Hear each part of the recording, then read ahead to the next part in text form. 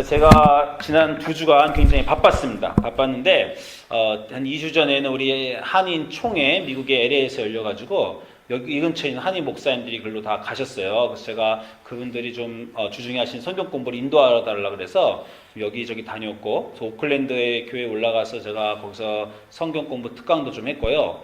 그 지난주에는 제가 이제 학교에서 가르치는데 그 박사과정 학생들을 가르칠 일이 있었습니다. 디민이라고 Doctor of Ministry 이런 수업이었는데 거기는 목사님들도 많이 오세요. 목사님들도 오시는데 아침 9시부터 오후 5시까지 하루 종일 월요일부터 금요일까지 일주일 내내 가르치는 인텐시브 코र्स였습니다. 제가 일주일 내내 아침부터 저녁까지 거기 다녔어요.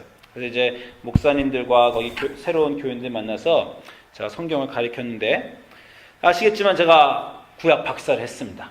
그래서 수업을 많이 가르쳤고, 이전에는 가르치면 제가 가르치는 커리큘럼이 있어요. 구약에 대해서 쫙 이렇게 전개해 나가는 것이 있는데, 제가 이번 봄에 중앙아시아 선교 다녀와서는요, 제 커리큘럼이 다 바뀌었습니다. 뭐 다 바뀐 건 아니지만, 처음 제가 한 하루 이틀은요, 한 가지 바뀌지 안 가르치게 됐어요. 그게 가장 중요하다는 걸 가르치게 되었는데, 그게 제가 여러분하고 지금 나눈 구원에 대한 문제입니다. 제가 이 여러 종교 학생들과 깊이 나누다가 그것에 대해서 좋은 이해가 생겼고, 그래서 여러분하고도 이미 제가 말씀을 드렸습니다. 근데 이게 너무 이 구원과 구원자와 이 기독교의 특징이 너무 중요한 이유는요, 지금 많은 이 시대의 사람들이 그걸 착각하고 있어요. 심지어 저희 연회에 많은 목사님들이 제가 교인들한테 가르쳤더니 교인들이 목사님 말이 연회 지도자들과 다르다는 거예요. 그래서 제가 연예 지도자들이 어떻게 말하는데 그게 제 말이 다릅니까? 그랬더니 저희 연예 지도자들이 교회에 오셨었는데 어느 교인이 그러면 다른 종교에도 구원이 있습니까? 그랬더니 네, 다른 종교에도 구원이 있습니다. 이렇게 말했다는 거예요. 우리 연예 지도자들이. 제가 너무 놀라가지고 근데 너무 놀랄 것도 아닌 게 제가 공부할 때 저도 그렇게 잠깐 생각했었어요. 저도 잠깐 이 공부하면서 우리가 이 다양성을 인정하고 다른 사람들을 받아들이고, 그래서 우리 스스로만 옳다고 말하는 것이 아니라 여러 사람들과 마음을 열고 대화해야 된다. 이게 이제 이 공부하는 분야에서는, 아카데믹한 학교에서는 굉장히 강조되는 부분이기 때문에 저도 잠깐 그렇지, 우리가 이렇게 너무 우리만 옳다고 고집하면 안 되지라는 생각을 한 적이 있습니다. 그래서 제가 연예 지도부들이 그런 말 했을 때 제가 좀 이해하는 부분이 있어요. 그래서 이 많은 기독교인들이 지금, 기독교 지도자들도 이런 얘기를 합니다. 아니, 그러면 기독교인들은 세상에서 자기만 옳다고 하는 겁니까? 아니, 그러면 기독교인들은 이제 미래가 되면 전 세계의 모든 종교는 다 사라지고 그 모든 각 종교의 그 전통 유산들이 있는데 그 아름다운 불교 문화와 힌두교 문화와 이슬람 문화는 다 사라지고 그 사원들은 다 없어지고 다 깨부서지고 교회만 전 세계에 나오면 좋단 말입니까? 아니, 기독교인들은 지금 전 세계의 4분의 3은 다 틀렸고 자기만 맞다고 하는 거란 말입니까? 이런 질문들을 하세요. 이거 사실 아주 합리적인, 이성적인 질문입니다. 여러분 성경 보시면요, 예수님한테 합리적으로, 이성적으로 도전하는 사람들이 참 많아요. 여러분 마태복음 22장 보면 사두개인들이 나타나서 부활이 없다는 그 증거를 합니다. 그죠? 부활이 없다는 걸 아주 합리적이고 이성적으로 물어봐요. 한 남자가 한 여자와 결혼했는데 그 남자가 죽었다. 그래서 그 동생이 그 형의 가문을 잇기 위해서 형수와 또 결혼했다. 동생도 죽었다. 7명의 동생들이 다 죽었다. 나중에 형수도 죽었다. 그러면 부활이 있다면 부활 시에 7명이 다 살아나고 이 형수도 살아날 텐데, 그러면 7명의 형제들과 다 결혼한 이 여자는 누구의 부인이 되어야 하겠는가? 그건 정말 혼란스럽지 않은가? 그러니 부활은 없는 게 맞다. 이렇게 아주 이성적으로, 논리적으로 이 사람들이 얘기합니다. 그러니까 예수님이 이성적으로, 논리적으로 얘기한 사람들한테 너희는 그렇게 이성적으로, 논리적으로 생각하지 말고 그냥 믿기만 해라! 이렇게 하시는 예수님이 아닙니다. 또 이성적으로, 합리적으로 그 사람들이 그렇게 얘기하니까 이렇게 얘기해 주세요. 예수님 뭐라고 하십니까? 마태복음 22장 29절에 예수님께서 너희가 성경도 하나님의 능력도 알지 못하는 거로 오해하였다. 그러면서 너희가 부활이 그렇다고 생각하냐? 부활 때에는 장가도 아니가고 시집도 아니가고 하늘에 있는 천사들과 같으리라. 죽은 자의 부활을 응할지는데 하나님이 너에게 말씀하신 바 나는 아브라함의 하나님이요 이삭의 하나님이요 야곱의 하나님이라 하신 것을 읽어보지 못하였느니라. 하나님은 죽은 자의 하나님이 아니요 살아있는 자의 하나님이시라. 이 예수님이 이 말이요 사두개인한테 받아들여지는 이유는 그 사람들이 믿는 것을 얘기하기 때문입니다. 너희도 하나님이 부활은 없다고 하는 너희들도 하나님이 살아계신 하나님이라는 것을 믿지 아니하느냐? 너희도 하나님이 아브라함, 이삭의 야곱의 하나님이라고 믿지 아니하느냐? 그럼 너희들의 믿음에 근거하여 봤을 때 부활이 없다면 하나님은 죽은 자의 하나님이 되는데 그런 말이 안 되지 않느냐? 이렇게 해서 논리적으로 합리적으로 말하는 사람들에게 논리적으로 합리적으로 예수님이 대답해 주신 거예요. 그래서 제가 요번에 그 여행 갔다 와서 제일 좋은 게 논리적으로 합리적으로 교회 지도자들에게 제 나름대로는 이 하나님의 하나님의 구원, 예수님의 구원에 대해서 말씀할 수 있게 된 것입니다. 그래서 제가 발견한 게 뭐예요? 다른 종교는 구원이 있다고 말할지 모르지만 구원자가 없습니다. 그렇죠? 제 말은 제가 하는 말이 아니라 그 종교 사람들이 하는 거예요. 모하멧이 부처가 자기 구원자라고 말하는 게 아니라 구원에 이르는 길을 말해주는 거라고 믿는 사람들이 그렇게 얘기합니다. 그러니 어떤 기독교인들이 만약에 어떤 사람들이 다른 타문화를 생각해서 거기에도 구원이 있다라고 말하면요. 그 사람들이 믿는 대로 합리적으로 여러분 얘기해 주시면 됩니다. 어떻게 물어보냐면 그러면 우리는 죄인입니까? 아닙니까? 가장 근본적인 문제부터 물어봐야 돼요. 만약에 어떤 분들이 우리는 죄인이 아니다 이렇게 말하면요. 그냥 쉽게 그러면 왜 기독교에 계십니까? 기독교의 세계관 자체가 이 세상에 하나님이 아름답게 창조하셨는데 우리가 죄를 지어서 다 죄인이 되었다라는 것이 기독교 세계관인데 그것도 동의하지 않으시면 그분은 기독교에 있을 필요가 없는 거예요. 그런데 그분이 아까 말한 대로 사두개인데 하나님이 살아계신 하나님이라는 걸 믿는 것처럼 어떤 분들이 기독교인으로 그렇죠 우리가 죄인인 것은 나도 믿습니다 라고 말하면요. 그러면 그 다음에 하는 질문이 이겁니다. 그러면 우리가 죄인이라고 믿는 당신은 죄인인 우리가 스스로 우리를 우리의 죄에서 구원할 수 있다고 생각하십니까? 라고 묻는 겁니다. 이성적으로, 합리적으로. 그렇죠. 왜냐하면 성경에서 분명하게 로마서 3장 23절에서 모든 사람이 죄를 범하였음에 하나님의 영광에 이르지 못하였다라는 것이 성경의 기준이에요. 어떤 사람들이 우리는 모두 죄인이라고 맞지만 나는 죄인이 우리가 스스로 구원할 수 있다고 믿습니다. 사람이 스스로의 의지와 노력으로 우리를 구원할 수 있다고 믿습니다. 그러면 또 성경 전체를 그건 부인하는 겁니다. 의인은 없나니 하나도 없다. 하박국에서도 말하고 로마서에서도 말하는데 그럼 그것도 부인하고 그러면 기독교인이 필요가 없는 거예요. 근데 어떤 분이 나는 죄인인 거 맞고 우리 스스로 우리 죄를 구원할 수 없다는 걸 믿습니다. 라고 말하면 그럼 우리가 이성적으로 합리적으로 다시 그러면 다른 종교는 우리도 다 인간은 죄인인데 죄인은 우리가 스스로 구원할 수 없는데 거긴 우리를 구해줄 구원자가 없으니 어떻게 구원이 있단 말입니까? 구원이라는 것이 인간이 스스로 노력해서 받을 수 있는 어떤 거라면 당신이 말한 대로 다른 종교도 있을 수 있지만 다른 종교엔 스스로 구원자가 없다고 하고 당신은 기독교인으로서 모든 사람이 죄인이고 죄를 우리가 스스로 어떻게 할 수 없다는 걸 인정한다고 할 때 그러면 예수님만이 우리의 구원자고 구원자를 통해서 우리가 구원받는 것이 어찌 맞는 얘기가 아닙니까? 제 말이 합리적이고 이성적이죠? 그렇죠? 예, 그러니까 아까 말씀드린 대로 어떤 사람이 우리 기독교의 세계관 전체를 다 부인하고 우리가 죄인이 아니라거나 인간 스스로 우리 죄를 구원할 수 있다고 믿으면 그 사람은 기독교인이 필요가 없는 거예요. 근데 기독교인 이상, 목사인 이상, 교인인 이상 이 세계관을 인정할 때 예수 그리스도만 구원자임을 맞다는 것을 인정하면 구원은 우리가 미안하지만 구원자밖에 줄 수가 없는 것입니다. 그러니까 이성적으로 합리적으로 여러분이 다른 분들과 얘기할 수 있어요. 그리고 또 다른 종교와 얘기할 때 하나님이 우리 하나님만의 독특성, 우리 하나님의 특별성을 얘기할 때 다른 종교들도 자기들도 창조자가 있다고 하고 그 하나님이 인간을 사랑한다고 하니까 그런데 우리 하나님의 독특성은 뭐예요? 제가 말씀드린 대로 우리 하나님은 인간을 너무 사랑하셔서 인간의 몸으로 오셔서 모든 신들과 다르게 진짜 인간으로 살아보셔서 인간의 고통과 인간의 아픔을 아시는 하나님이라는 거죠. 그렇죠. 다른 신들은 그런 신이 없습니다. 그게 우리 하나님, 사랑의 하나님의 독특한 얘기라고 했습니다.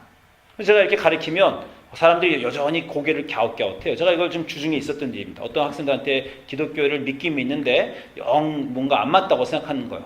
그 저한테 그 마지막 질문을 합니다. 그럼 목사님 말이 다 맞다고 칩시다. 다 맞으면 정말 목사님은 이 세상에 다른 종교는 다 없어지고 50년, 100년, 500년 후에 기독교만 이 세상에 한 가지 종교로 가득 있는 그런 세상을 원하십니까? 그러면 너무 세상이 좀 지루하지 않을까요? 다른 종교들도 다 있고 아름다운 전통도 있어야지 기독교만 딱 있으면 너무 지루하지 않을까요? 그럼 말이 안 되는 세상 같은데요? 어떤 학생이 또 이렇게 물어봤어요. 참, 제가 이 말은 안 했지만 그 학생한테 걱정도 팔자예요. 그렇죠? 어떻게 그 세상이 올 거라고 생각하고 그 세상을 다 믿음이 좋은가 봐요. 그 세상이 진짜 올 거라고. 예. 그 세상이 오기를 우리가 바라고 그 세상이 오면 너무 좋죠. 그런데 그 사람이 그 지겨워할 걱정이 없습니다. 왜냐하면요, 그 전에 예수님 오십니다. 그게 예수님의 약속이에요. 마태복음 24장 14절에 천국 복음이 모든 민족에게 증언되기 위하여 온 세상에 전파되리니 그제야 끝이 온다라는 것입니다. 이 기독교의 또 한 가지 아주 오래된 질문은 도대체 예수님 언제 오십니까? 100년 있다 오실 것 같고 200년 있다 오실 것 같았는데 2000년이 지나도 안 오신 예수님이 인제 오시겠습니까? 1000년 더 지나면 3000년 있다 오시겠습니까? 대답은 뭐예요? 복음이 땅끝까지 증거되지 않았기 때문에 예수님 못 오시는 겁니다. 모든 사람들에게 기회가 주어져야 되는데 아프리카의 어느 곳에서는 태어나서 단 한 번도 예수님 음성을 들어본 적이 없고 예수님의 복음을 들어본 적이 없고 죽을 때까지 예수님 복음을 아직도 못 듣는 사람들이 있기 때문에 심판하실 예수님이 오시고 싶어도 못 오시는 거예요. 복음이 모든 이 세계 곳곳에 증거될 때 예수님이 오신다는 겁니다. 우리가 복음이 다 증거돼서 모든 사람이 기독교인 다 돼서 세상에 종교가 하나만 되면 얼마나 지겹지 않을까라는 생각 걱정할 필요 아무것도 없습니다. 그 순간 전에 예수님 오십니다. 그게 기독교인의 믿음이에요. 그렇기 때문에 우리가 선교 나가고 복음을 전하는 것입니다. 그 날을 기대하기 때문에 그런 것이에요. 제가 여러분에게 한 이 설교를 다시 드리는 이유는 이게 너무 중요하기 때문이고요. 제가 정말 목사님들 모시고 하는 설교입니다. 이게. 여러분 목사님들 착각하시면 안 됩니다. 이 세상이 아무것도 다양성을 인정하고 포용성을 인정하고 다른 사람들 인정해 주라고 하더라도 우리가 굳건한 진리에 서 있는 것에 포기하시면 안 됩니다. 이러면 이제 질문이 또 나와요. 그럼 우리가 18세기, 19세기 식민지한 것처럼 다 다른 나라 가서 그냥 하나님 전하라고 막 그냥 윽박 지르고 그 인류가 한 역사를 또 실수해야 되겠습니까? 이런 질문 또 나옵니까? 예수님을 전해야 된다. 예수님만이 구원이다, 진리다라는 거 우리가 타협할 수 없는 사실이에요. 그러나 그것을 전하는 방법에 있어서 우리가 실수한 겁니다. 기독교인 남한테 가서 강요했죠. 그것은 강요하는 것이 아니라 선포하고요. 남들이 우리가 그 진리를 선포할 때 다른 사람들이 우리를 박해하는 겁니다. 그래서 기독교인들은 그 진리는 타협할 수 없지만 그 진리를 전함에 있어서 사랑으로 전하고 그래서 우리가 전할 때 그 사람들이 우리를 박해하게 되고 그래서 우리가 순교하게 되는 거예요. 우리가 순교를 하면서까지 믿음을 굽히지 않고 타협하지 않는 이 믿음 안에 서 있는 게 너무 중요한데 지금 그 믿음도 잊어버리고 순교도 잊어버리고 그래서 그냥 기독교인이 벌벌벌 떨면서 남들한테 잘못하지 말아야지, 남들한테 억압하지 말아야지, 남들한테 우리만 옳다고 독선적이지 말아야지 이렇게 해서 진리도 못 전하는 그런 세대가 된 것입니다. 지금 전 세계 교회 지도자들 모이면요, 교회 지도자들이 다 그러고 있어요. 아까 말한 대로 자기들 나름대로 선한 양심이 있고 다른 사람들이 인정하려고 하지만 그러나 그 우리가 진리 안에 온전히 서야 합니다. 오늘 우리가 다시 주기도문을 말하려고 할 때 이 얘기를 길게 한 이유는요. 주기도문이 지금 제가 말한 거의 핵심이기 때문입니다. 모든 기도문은 인간이 신께 드리는 기도문이에요. 모든 종교의 기도는 인간이 신께 드리는 기도문입니다. 그러나 예수님이 알려주신 주기도문은요. 자녀가 아버지에게 드리는 기도입니다. 그것은 너무나 큰 차이가 있어요. 인간이 신에게 하는 기도와 자녀가 아버지에게 하는 기도는 너무나 다릅니다. 그래서 우리 주기도문 첫 줄에 우리가 지난 2주 동안에 제가 이 설교를 들었습니다. 예수님이 주기도문 첫 줄에 하늘에 계신 우리 아버지여 라고 기도하라고 가르치셨다고 하셨잖아요. 한국말로는요. 하늘에 계신 우리 아버지란 말이 맨 마지막에 나오는데 영어도 그렇고 원어도 그렇고 아버지라는 단어가 먼저 나옵니다. Our Father. 그게 가장 중요해요. 하늘에 계신 우리 아버지에게 드린다는 이 첫 번째 줄의 기도가요. 주기도문 전체의 핵심이고요. 이 첫 번째 주기도문이 드리는 것이 전체 기독교 믿음의 핵심입니다. 우리는 아버지가 있다는 거예요. 고아처럼 우리를 내버려 두시지 않는 아버지가 있다는 것입니다. 그리고 다른 신들에게 기도하는 게 아니라 아버지에게 기도한다는 거예요. 여러분 다른 신들에게 사람이 기도할 때 그 신들에게 하는 기도의 내용은요. 전부 다 자기의 구하는 겁니다. 인간이 종교활동을 시작한 이후로 신에게 하는 모든 기도도 다 똑같아요. 내가 이것을 원합니다. 신님, 나에게 이것을 들어주시옵소서. 그리고 그것을 잘 들어주시게 하기 위해서 신에게 무언가 바칩니다. 제물을 갖다 바치고 예배를 드리고 기도하고 신이 기뻐할 만한 일을 하는 이유가 내 원하는 것을 들어주시옵소서라는 그 이유 때문이에요. 그게 모든 기도입니다. 모든 종교의 기도고 지금도 우리가 가끔가다 실수하는 기도예요. 여러분, 우상이 뭡니까? 우상이라는 건요, 나의 소원을 들어달라고 부탁하고 예배하는 대상이 우상이에요. 모든 인간이 만들어놓은 석상들, 신상들, 우상들은 내 소원을 들어주시옵소서. 저는 어렸을 때 말씀드린 대로 불교인이었는데 정말 한국의 절들이 산 그 명소에 있으니까 부모님하고 몇 시간 등산을 해요. 몇 시간 등산을 해서 부처님 앞에 가면 뭐합니까? 부처님 손바닥에 예물 드리고 고개 숙여 절하면서 우리의 사업을 잘 되게 해주시옵소서. 우리의 자녀의 대학을 잘 되게, 이렇게 그냥 기도하고 내려오는 거예요. 그게 우상입니다. 나의 원하는 걸 가져가서 그 대상에게 신이라고 지칭하면서 나의 소원을 들어주시옵소서라고 말하는 게 종교 활동이고 우상에게 드리는 예배입니다. 여러분이 만일 오늘 하나님 앞에 나와서 주님, 나의 원하는 것을 가지고 나왔으니 들어주시옵소서라고 하시면서 이곳에 오셨으면요, 여러분은 지금 우상을 섬기러 이곳에 오신 겁니다.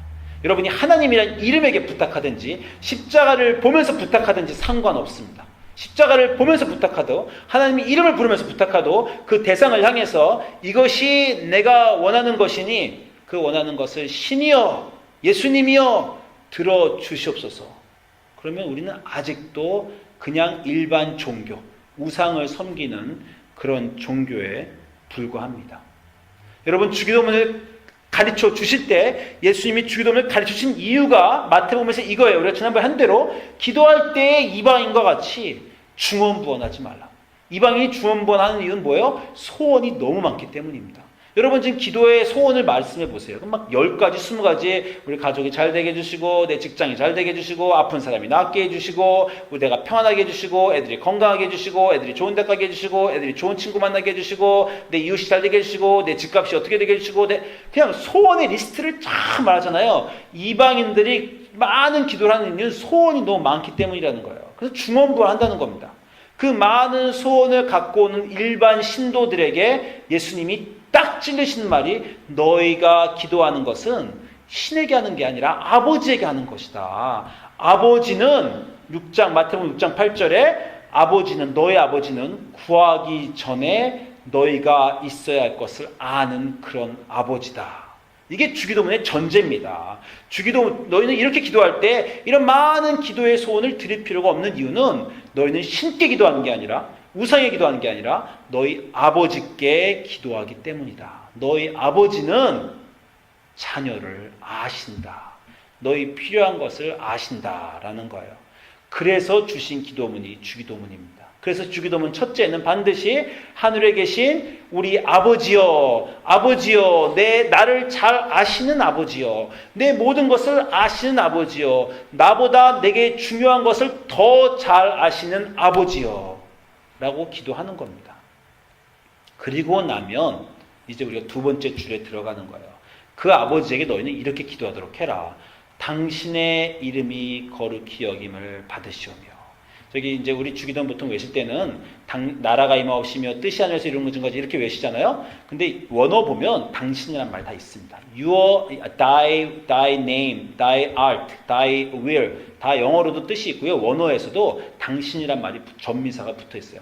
당신의 이름이 거룩히 여김을 받으시며 당신의 뜻이 하늘에서 이루어진 것 같이 당신의 나라가 임하옵시고 당신의 뜻이 하늘에서 이루어진 것 같이 땅에서도 이루어지이다. 주기도문의 첫 번째는 하나님을 아버지라 고백함과 동시에 그 아버지가 원하는 것을 우리가 구하는 것이 주기도문입니다. 다시 말씀드리지만 우상에게는요 뜻이 없어요. 우상은요 우리가 원하는 것을 줄 뿐입니다. 우상은 그냥 인과응보예요. 너희가 선하게 굴면 선한 것을 주마, 악하게 굴면 악한 것을 주마, 나에게 잘하면 내가 복을 주마, 나에게 잘못하면 내가 벌을 주마. 거기에는 뜻이 없습니다.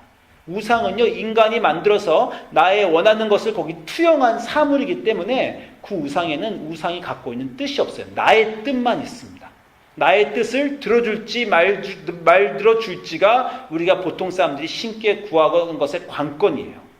그러나 우리의 기도는, 주님이 가르쳐주신 기도는 나의 뜻이 아니라 하나님이 계시기 때문에, 그 아버지가 우리를 사랑하시고 우리의 필요한 것도 아시지만 그분은 인격을 가진 하나님이고, 인격을 가진 하나님은 당신이 존재하시고 당신이 원하시는 것이 있기 때문에 우리는 기도하러 나올 때 겸손히 그분이 원하시는 것이 무엇인가 먼저 구하라 라는 것입니다. 그래서 주기도문의 첫 번째는 당신의 이름과 나라와 의를 구하는 것입니다. 당시 로마 시대에는요, 황제의 이름이 전부였어요. 황제의 이름으로 구하고 황제의 이름으로 기도하라고 했습니다. 시저의 이름으로 다 하라고 했어요. 그 로마 시대에 사는 기독교인에게 황제의 이름보다, 너희가 믿는 그 모든 신의 이름보다 하나님의 이름이 중요하고, 하나님의 나라가, 이 로마 제국보다 하나님의 나라가 중요하고, 그리고 너희가 원하는 이 세상이 원하는 것과 너희가 원하는 것과 다르게 하나님의 뜻, 하나님이 원하시는 것이 중요하다라고 주기도문은 가르쳐주고 계신 겁니다. 그래서 이 다른 곳에서도 너희는 기도할 때 먼저 그의 나라와 그의 의를 구하여라 하신 겁니다. 예수님이 가르치신 기도는 일관성이 있어요. 하나님이 계시기 때문에, 그분은 인격체이시고 그분이 네가 원하는 걸 아시고 주실 준비가 되어 있기 때문에 그런 것에 대해서 많이 기도할 필요 없고, 그러나 그분이 원하시는 걸 구하라는 거예요. 그분이 원하시는 걸 구하면 그분이 그 나머지 것들을 주실 거라는 겁니다. 그래서 이 구절 다음에는 우리가 원하는 것들을 또 아뢰게 돼 있습니다. 가장 기본적인 걸 아뢰게 돼 있어요. 그러나 그 전에 하나님이 원하시는 것을 먼저 아뢰는 것입니다. 그 지난주에 아시겠지만 금요일부터 주일까지 우리 산호세의 박보영 목사님이 오셔가지고 베레연합감독에서 집회를 하셨잖아요. 제가 토요일도 가보고 주일도 가보고 주일엔 또 몇 번 우리 교회에서 갔습니다. 저도 이분을 잘 몰랐어요. 이분은 잘 몰랐는데 이분이 오셔서 이제 이분의 삶을 알게 되고 이분의 설교 들으면서 아주 깊은 감동을 받았습니다. 여러분 아시겠지만 이분은 30세 중반까지 의사로 아주 성공한 삶을 사시고 좀 자신의 말에 의하면 화랑방탕한 삶을 사셨어요. 그러다가 이제 30세 중반에 하나님을 만나게 됩니다. 자기 그동안 의사로서 벌었던 모든 돈, 30억이나 있었대요. 그래서 3밀리언이죠. 30억을 전부 다 기부합니다. 기부하고 그 다음에 하나님의 뜻대로 사는 인생을 살기로 결심하시고 그렇게 사셨어요. 그래서 그 순간부터 13년 동안 길거리에 나가서 홈리스들, 그리고 거리에 있는 껌 파는 애들, 깡패 애들, 소년원에 가 있는 애들, 정말 부모 없는 고아들을 데려다가 같이 키우셨습니다. 그들을 가족처럼 한 집에 살면서 정말 먹이고 재우고 입히고 같이 기도하고 그들과 같이 교회를 하셨어요. 이분이 간증하시는데 제 기도원이 너무 좋대요. 기도원을 자주 가셨대요. 가면 점심을 주더라는 겁니다. 먹을 게, 그 돈 많던 의사가 자기 전 재산 다 기부하고 먹을 게 없어서 이 아이들과 같이 살면서 그 가난한 곳에 가서 밥 먹으러까지 얻으러 다녔다는 거예요. 정말 기가 막힐 증언들을 이분들이 많이 하셨어요. 정말 키우는 애한테 막 구타를 당해서 정말 인격이 모멸당하고 정말 얼굴이 막 붓는 그런 얘기도 하시고, 또 데리고 온 전도사 얘기를 하나 하셨는데 같이 데리고 왔어요. 전도사 하나를. 그 전도사 얘기를 하는데 제가 너무 감동을 받은 게, 그 전도사도 길에서 고아처럼 있는 아이를 데려다 그 형하고 같이 키웠습니다. 잘 키워서 이제 신학생도 시키고 예수님의 종으로 만들었는데, 어느 날 삼촌이 있다는 걸 알게 됐는데 삼촌은 얼굴만 알고 정말 관계를 맺어본 적도 없대요. 근데 그런 가정이 그렇게 망가진 가정이니까 삼촌도 이 알코올릭입니다. 그냥 음주하는 사람인데 알코올릭이니까 이 간이 다 상해서 간이 다 망가져서 간암에 걸려 죽게 됐어요. 그래서 간 이식 수술을 필요로 하는데 왜 그런지 70%의 간이 필요하답니다. 그랬더니 이 전도사회가 내 간을 주겠습니다. 그렇게 했다는 거예요. 그랬더니 목사님이 의사니까, 야, 너 간 이식 수술이 뭔지 아냐? 배 앞쪽부터 뒤쪽까지를 다 갈른다. 갈비뼈를 드러낸다. 그리고 거기서 네 70% 간을 자르면 30% 나는 네 간으로 네가 살 수 있을지 없을지 모른다. 이렇게 말했더니 얘가, 그래도 목사님, 한 영혼이 예수님 만나서 구원받을 수 있으면 내가 주겠습니다. 그렇게 했다는 거야. 결국 주기로 했습니다. 주기로 한 날, 병원에 수술하러 가는 날, 수술 날짜에 잡혀서 가는 날, 목사님이 운전을 하는데 뒷자리에 형하고 동생하고 앉아서 막 티격태격 막 다툼을 하더래요. 뭔가 다툼을 하고 봤더니 형이, 야, 내가 형이니 내 간을 줘야 된다. 이런다는 거야. 동생이 형 왜 그래? 내가 주기로 했는데 왜 형이 나서서 이렇게 간섭하는 거야? 둘이 티격태격 싸우대요. 목사님이 운전하시면서 그렇게 눈물을 흘렸답니다. 병원에 갔는데 마침 어떤 젊은이가 교통사고로 그날 죽어서 그리고 신장을 다 기증해서 그래서 그 젊은이의 간이 삼촌한테 이식하게 되어서 얘들의 간을 안 이식해도 되게 되었대요. 그렇지만 어쨌건 삼촌도 이 순간을 다 알고 있었고 자기가 누구에게 어떻게 자기 조카들이 자기에게 할지 알고 있었고 자기가 아무것도 사랑해주지 않고 찾지도 않은 그 조카들이 자기를 위해 그렇게 할 줄 알았기 때문에 결국 삼촌이 간 이식 받고 예수님 만나고 회개하고 지금 전혀 딴 사람 되었답니다. 이런 얘기들을 막 하세요. 저한테는요, 특별히 더 감동이 있었던 이유가 뭐냐면, 이게 제 개인적인 고백이지만, 저는 한 10년 전에 제 조카가 죽었습니다, 한국에서. 저보다 한참 10살 어린, 제 사촌이 죽었어요.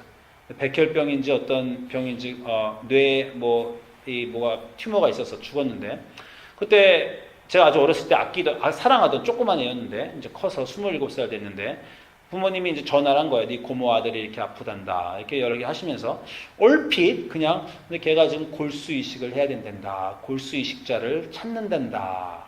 여기까지만 얘기하셨어요. 그러고 나서 어머님이 아마 전화를 하시면서 혹시 네 골수를 줄 수 있겠냐 이러고 말하면 제가 아마 좀 주저주저 하면서 전 그때 골수가 뭔지도 모르지만 네, 예, 한번 뭐 체크해보지 아마 이랬을 것 같아요. 그런데 어머님도 저한테 더 말씀 안 하시더라고요. 그냥 골수 이식할 사람을 찾는단다. 거기까지만 하고 대화가 그냥 끝나고 딴 주제가 넘어갔어요. 제가 팔로우업을 안 했습니다. 엄마 골수 이식을 찾아? 내가 친척이니 내 골수가 맞지 않을까? 내가 줄까? 내가 한국에 들어가서 체크해볼까? 뭐 이렇게 안 했어요. 제가 아마 주저하는 마음이 있었습니다. 뭐 부탁하신 것도 아니고 뭐 사실 부탁하고 싶었는데 그 말씀까지 던지시고 내가 어떻게 먼저 얘기하나 보셨을 수도 있는데 뭐 하여튼 거기서 대화가 끝났습니다. 근데 제 마음에 두려워하고 불안한 마음 때문에 더 얘기 못했어요. 그리고 그냥 그걸 잊어버렸습니다. 저는. 근데 그게 그 사촌이 그때 죽었어요. 27살 젊은 나이로. 근데 이 박보영 목사님이 얘기하시는데 제 마음에 정말 큰 찔림이 있더라고요. 야, 보지도 못한 알코올뱅이 지가 죽어마땅한 삼촌을 위해서 70%의 간을 이식하는 하나님의 사랑을 아는 이런 사람들이 있는데 내가 사랑하고 아끼던 사촌이 골수가 필요하다는데 나는 뒤로 뺐구나. 이런 마음이 있어서 제가 아주 크게 회개하고 눈물이 나는 그런 순간이 저한테 있더라고요. 그 고모님도 이제 돌아가셨어요. 그 이후로. 제가 뭐 어디 되갚을 길이 없습니다. 이런 하나님의 사랑을 실천하면서 사는 이 사람들의 얘기를 하면서 이 박보영 목사님이 한 명의 얘기를 더 하셨는데 주일날 얘기하시면서 너무 또 감동을 받은데 이 김태훈 선교사라는 분인데 한국에서 서울대 나오고 삼성의료원에 들어갔습니다. 서울 의대를 나와서 가장 한국에서 최고의 의대에 들어간 거예요. 젊은 나이에 최고의 성공을 이뤘는데 어느 하나님이 너 지금까지는 너를 위해 살았으니 이제부터 나를 위해 살 수 있겠냐 이렇게 물어보시더라는 거예요. 그러더니 아프리카로 선교를 그래서 의료 선교를 갈 수 있겠냐 그래서 그렇게 가기로 하셨답니다. 정말 대단한 희생을 하신 거예요. 그런데 거기서 사는 중에 어느 날 아내가 여보 당신 걷는 게 좀 이상해 삐뚤어져 걷는다는 거예요. 그래서 병원에 갔더니 파킨슨 병이라는 진단을 받았습니다. 파킨슨 병이라는 진단을 받고 이 사람이 거기서 하나님과 어떻게 그래도 계속 믿고 사역하는지 이 아주 감동 깊은 얘기가 있었어요. 그래서 제가 비디오로 그분이 준비해줘서 저희도 잠깐 비디오를 한 5분보다 짧은데 잠깐 이분의 그 증언을 좀 보도록 하겠습니다.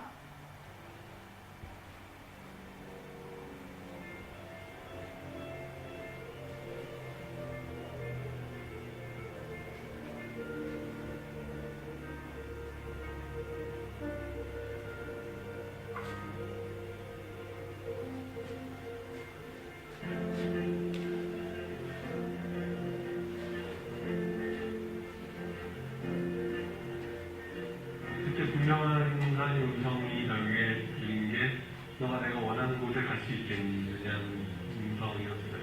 그렇게 대답을 했죠. 기도같이 주님이 함께 하신다면 어디든 갈 수 있을 것 같습니다. 예수님이 저희 마음에 확신을 주셨고 그리고 저희 남편 마음에 확신을 주셨고 그 결정이 너무 기뻤기 때문에 어느 길로 가든 돌아가는 것 같아도 거꾸로 가는 것 같아도 예수님만 따라가면 하나님께로 가는 그 길이니까. 네.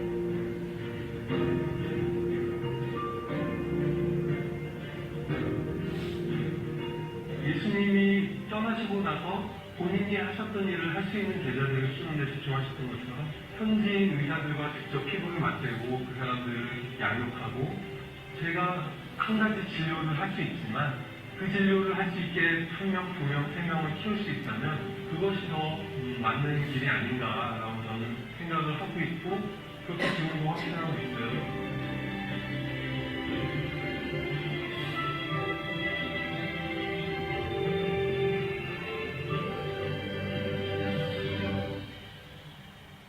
어느 날 몸이 좀 불편한 것을 발견을 했고 괜찮겠지 하다가 통증이 이제 발의 통증이 너무 심해져서 항문과로 좀 치료를 받아야겠다고 한번 갔는데 병원 가서 파킨슨이라는 걸 알게 됐죠.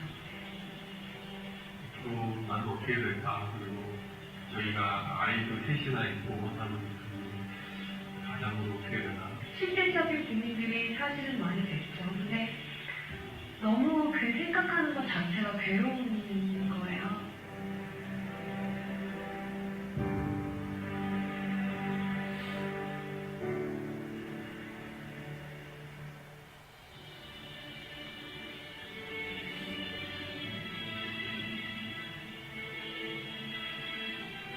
아침에 산책을 갔는데 소나기가 쏟아지는 거예요. 그리고 나무가 막 우거져 있는 곳이 있어서 너무 비가 갑자기 오니까 거기가 잠깐 들어갔었죠. 거기 별됐다 하고 서 있는데 하나님이 주시는 말씀이 비가 쏟아진다고 집으로 가지 않아도 돼. 라는 마음을 주시는 거예요. 갑작스런 그런 일을 당한다고 해서 돌아갈 필요 없고 그때 피할 수 있는 길을 내시는 게 있구나. 눈을 감고 기도를 하는데 하나님이 갑자기 한 장을 보여주시는 거예요. 되게 천진난만한 표정으로 애기같이 정말 애기처럼 예수님 품에 이렇게 안겨가지고 예수님이 어디론가 걸어가시는 한 장을 보여주셨어요. 예수님 발에서는 피가 흐르고 있었고 저는 너무 행복하게 안겨가는 거죠. 그때 다시 알게 됐어요. 아, 성교가 내가 하는 게 아니었구나, 진짜. 나는 그냥 예수님 품에 안겨있는 축복을 누리는 거고, 그 힘든 길을 가는 거는 예수님이 가시는 거구나. 그때 좀 피마라시절 정도로 좀 몸이 잘 안 움직일 때가 있어요. 저도 기대고 막 몰려오시니까 이렇게 점점 몸을 돌아가는 거구나. 없는 것들, 세상에 선한 것들을 하나님이 더 깊어 사용하시는 하나님의 능력을 여러가지 같이 표현해주죠. 저도 이제 하나님의 영광을 그러면 편한 사람이 내가 아닌가.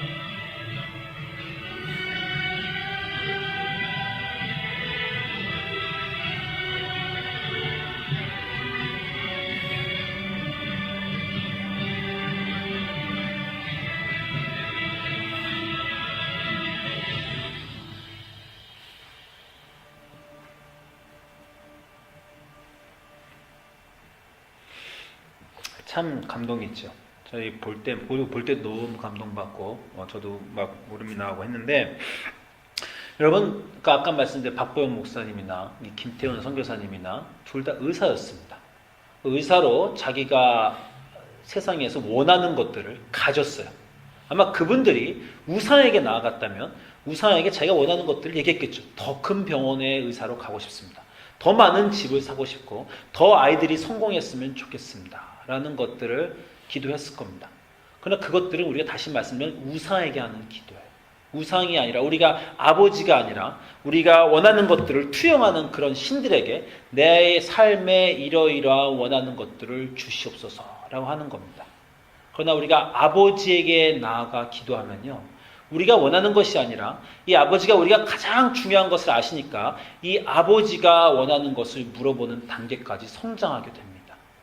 이 두 분 다 이 세상이 너희들이 가졌다고 하는 복을 포기했습니다. 이 세상에서 왜 그렇게 하냐? 왜 그걸 다 버리냐? 왜 그 좋은 자리를 다 버리냐? 그분은 다 버렸어요. 그 남들이 왜 거기 가서, 거기는 복 있는 자리가 아닌데, 거기는 너의 인생이 좋은 자리가 아닌데 라고 말하는 그곳에 갔습니다. 그 거기서 무슨 정말 헌신하다가 막 노벨상 받고 막 성공하고 그런 것도 아니에요. 그러나 그분들이 거기 간 이유는 그분들이 만난 진짜 하나님, 자신의 아버지, 자기 아들을 주셔서 우리를 구원하신 그분을 만났고 그분의 사랑을 느꼈고, 그래서 자기의 삶이 그 이후로 내가 원하는 것이 아니라 그 아버지가 원하는 것을 위해 사는 삶을 살기로 결정했기 때문입니다. 자기가 진짜 무엇을 원하는지 보통 사람들은 모릅니다. 그 원하는 것들을 찾기 위해서 계속해서 원하는 것들을 신께 구하고 아뢰고, 신이여 이것을 주시옵소서 하지만 자기가 원하는 게, 자기가 구하는 게 뭔지도 알지 못해요. 그러나 참 하나님을 만난 사람은 자신이 진짜 원하는 것을 무엇인지 알게 됩니다. 그 하나님의, 그 아버지의 기쁨이 되는 자녀가 되는 것이 얼마나 의미 있고 그 삶의 기쁨이 되는가. 그것을 위해서 그 전까지 자기가 원했던 모든 것들을 다 포기할 수 있는 삶을 살게 되는 것입니다. 우리 예수님이 다시 말씀드리지만 주기도문을 주게, 너희는 이렇게 기도해라. 기도할 때마다 이렇게 기도해라. 기도할 때마다 이것을 기억해라. 너희는 아버지가 있고 아버지에게 기도하는 사람들이며 그 아버지는 너희가 원해서 만든 그런 신과는 다르게 그분이 원하시는 것도 있고 그분이 너희를 구원하시고자 하는 계획도 있고 이 세상의 온 구원을 위해서 너희를 쓰시고자 하는 계획이 있는, 뜻이 있는, 그 당신의 나라가 있고 당신의 이름이 있는 그런 분이라는 것을 기억해라 라고 우리 주기도문 처음에 주신 것입니다. 우리 하나님을 아시고 하나님의 그 누구신가의 깊은 이해를 가지고 여러분의 삶에 방향을 맞추시고 진정한 행복을 찾으시며 그 아버지의 뜻대로 사시는 여러분 되시기를 소망합니다. 기도하겠습니다.